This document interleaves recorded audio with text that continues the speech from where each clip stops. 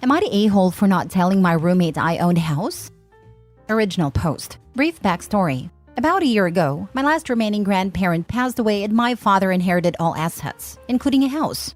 I had been saving for a nice down payment, at least 50%, so I could have a lower mortgage payment each month, thus allowing me to save money for travel.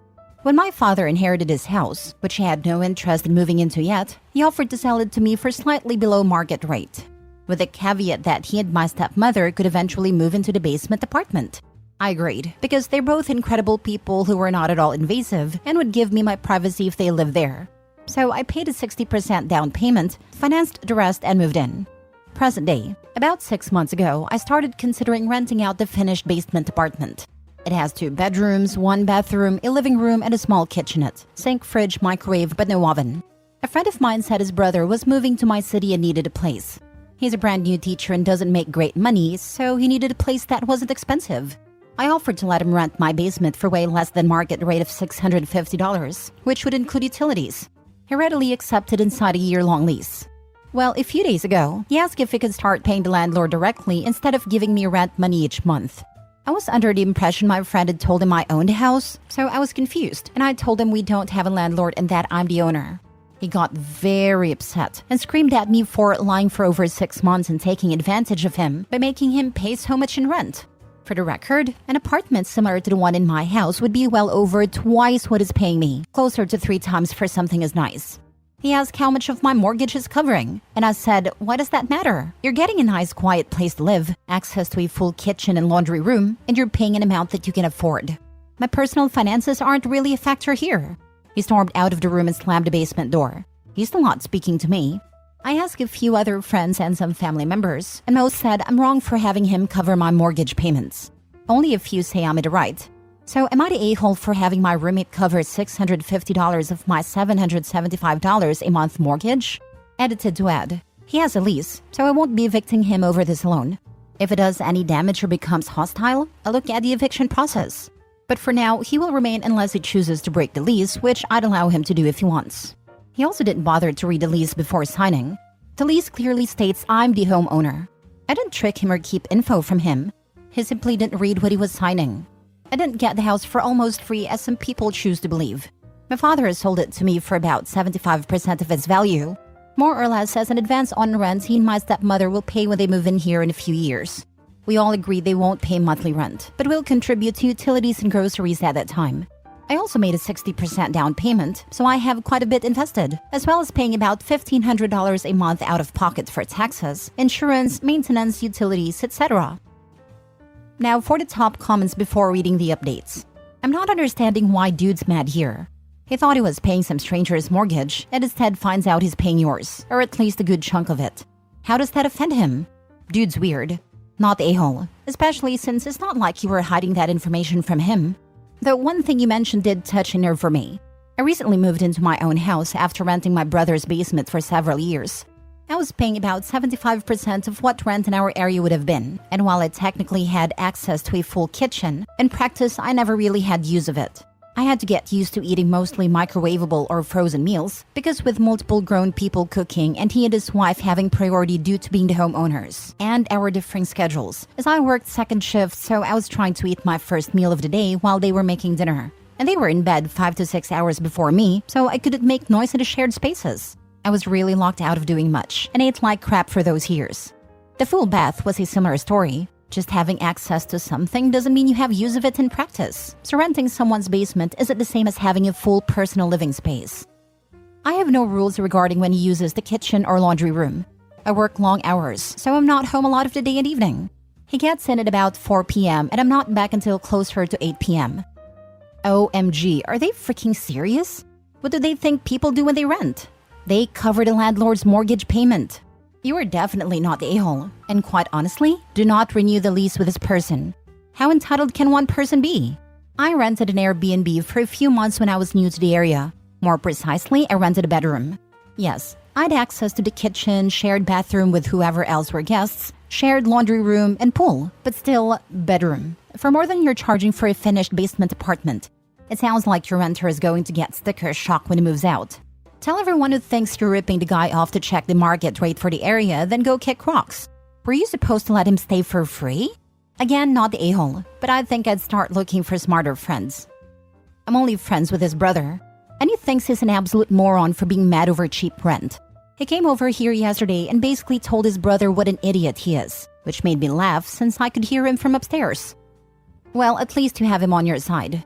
Good grief. I can't imagine going through life so dense. Don't forget, the tenant is a teacher, shaping young minds. I fear for future generations impacted by this buffoon. Not the a-hole. The question is the mortgage. Is fair market rate for what he's getting.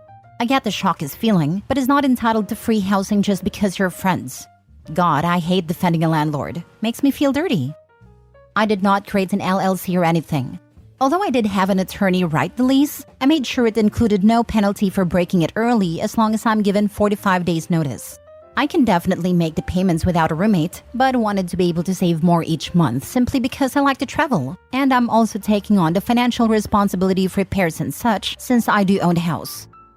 You're also paying every other household bill for things he's using as well. Plus taxes, insurance, repairs. It can add up quickly. Taxes and insurance are more than the principal for my mortgage each month. Now for the first update. I intended to speak to him over the weekend, but he never returned my texts asking when a good time to discuss things would be. So Sunday afternoon, I sent a text stating I would be entering the basement at 6 p.m. Monday evening. He never replied. When I went into the basement, some of his belongings were there but some weren't. Bed was there, but no dresser or side tables. And the second bedroom he was using as an office has nothing but boxes. The kitchenette was disgusting. The carpets were filthy, and walls had dents and divots in them. And the paint. I left him a note stating he needs to do some repairs and clean the kitchenette so as not to attract vermin. Then I went back upstairs. Well, he came back in today, early this morning, and was fuming at me for entering the basement without permission. I told him I had given him more than 24 hours notice per the lease via text message before entering his area. His reply was that he didn't get that because he blocked my number. So somehow it's still my fault for not informing him I would be down there. I asked him if he intends to stay out of the lease or if he wants to break it.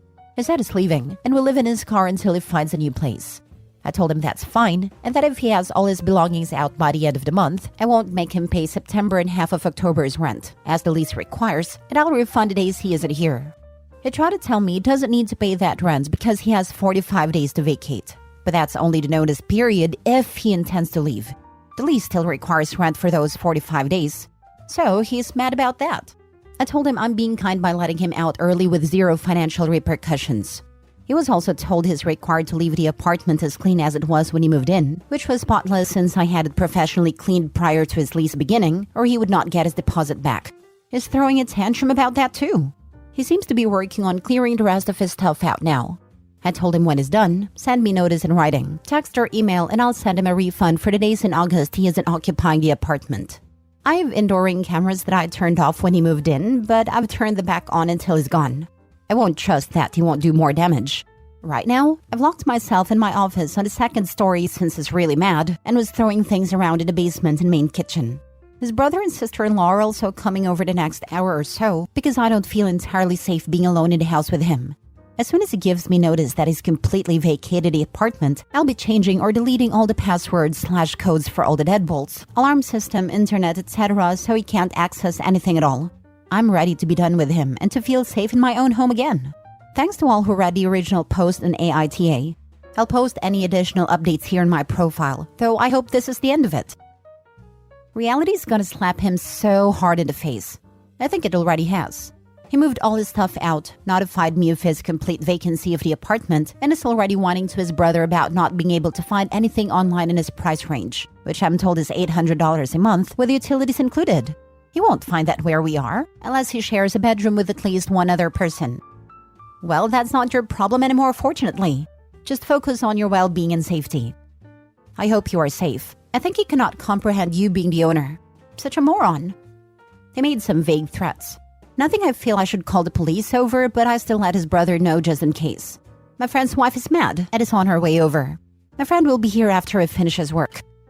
Out of curiosity, how old is this guy? I'm also kind of amazed he's responsible for children if he's throwing tantrums like this. He's either 22 or 23. I don't remember. He graduated college in December, so his early 20s.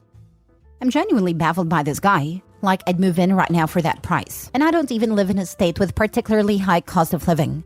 The only thing I can think of outside of straight mental issues is a huge sense of entitlement. Man's never been told no. As a teacher, my hot take. This guy was at the end of summer break when this started, not charging 45 days of September or October rent. I think he was broke. He probably was in a district where you have to opt into withholding for summer paychecks. He probably hasn't been paid since June. He wanted to mess around a landlord for a month or more by pretending there was some confusion with who and how to pay. He was never paying, and he was always running off instead of dealing with it. The odd part is the OP sounds like a decent gal, and probably would have made a deal with him. Some people do not know when they have it good. Now for the last update 3 months later. The former tenant begged to come back, but I declined. Actually, I offered him the apartment for over market value. Market value is about $2,500, and I told him he could come back for $3,300 to make him go away. He also declined my offer. No idea where he ended up, but after some of the names he called me after, I wouldn't let him back in. I don't care. I'm still good friends with his brother. He's a good guy who laughed when I told him about my offer of $3,300 a month. I didn't ask where the former tenant landed. I'm sure he has several roommates, but again, I don't really care. I will not be renting it out again anytime soon. I had to do some repairs, so I'm hesitant to let anyone else in. I may let my cousin's daughter move in next year, but I know her. I know she's respectful of people's property. Unless my parents move in before then. But definitely no more renting to strangers. Last story. Am I the a-hole for not letting my stepdaughter and her family move into my house? When I married my wife, she had 2 kids. Jane was 12 and Ian 8. We had 2 of our own afterwards. Jane and Ian's dad, John, is, in my opinion, not a good guy. He rarely paid child support, and he worked under the table a lot to lower the amount he should pay. One Christmas, he stayed with us so he sees the kids open gifts in the morning. He had the audacity to switch a label on a gift I got Ian, so it came from him. I just swallowed a crappy behavior to not start a fight with the kids present. His kids love him though. He can do no wrong in their eyes. When Jane got married, he walked her down the aisle even though I paid for the wedding. I wasn't even acknowledged on the invitation. Once again, I didn't complain because the wedding wasn't about me. When Jane had her first child, I was told in no uncertain terms that I was not going to be her kid's grandfather. I was just her mom's husband. Ian and I are friends. He is always polite with me and we have bonded somewhat. After their mom died, he still came to see me and we often share a meal. He has brought his fiancée to meet me, and he hand-delivered my invitation to make sure I knew he wanted me there. Since her mom's passing, Jane has not contacted me. The funeral was the last time I saw her or her kids. I thought Ian's wedding would be the next time I would see her.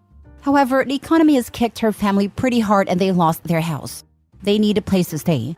She called me about moving in with me. She wants me to move my kids into their old rooms so her family can have the basement suite in my house. I told her no. I wasn't going to uproot my kids from their area to accommodate her. I offered to let her have 2 rooms upstairs with me and she said she didn't want that. Only the basement suite would do. I said it wasn't going to happen and left it at that. Her father won't/can't help her out since he lives in a bachelor apartment. Ian lives in another city. Jane said that if her mother were alive, she would make me let her have the basement since it was her house too. So I reminded her that I owned a house before I married her mom and that it was 100% mine. Ian has reached out and I made sure he knew the whole story. He knows I offered her 2 rooms for free and said she was dumb not to take the help. I feel bad about this whole situation, but I'm not going to move my kids out of their space. They're teenagers now and I'm teaching them to take care of themselves.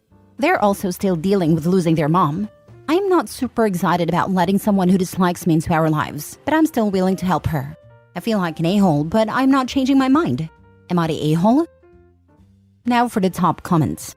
Not the a-hole. You were always her mother's husband, not her stepfather. Or even as the father of her half-siblings. It also sounds like she hasn't even been in touch with them. Yet she's now happy to upset all your lives. Exactly.